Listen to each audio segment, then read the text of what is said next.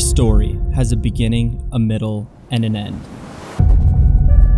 But what about our story? What is our beginning?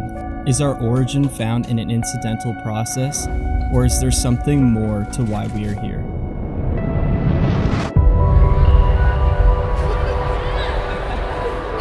If there is more to our story, then surely there is an author. This is how he writes his story.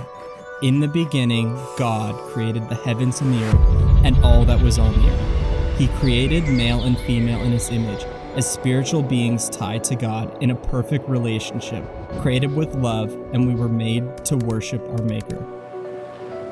But it didn't take long for us to become enticed by our own desires and choose to sin against God. Thinking we knew what was best for us, a spiritual bond between man and God was broken,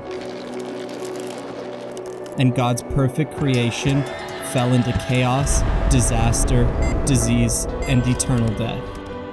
The middle of our story is defined by the hurt we inflict on others around us, ourselves, and God.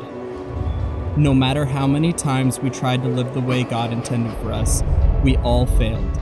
Because of the sin we brought into the world, we wouldn't be able to restore our relationship with God.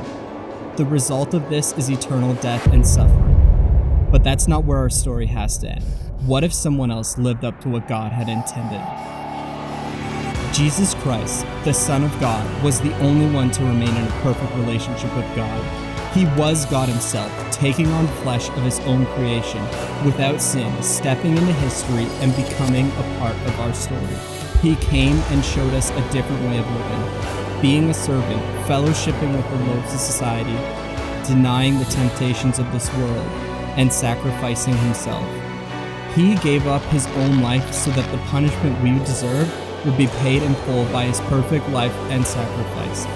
3 days later, he rose from the grave, declaring victory over death. And this is where the climax of your story can be, should you choose to accept the free gift of grace.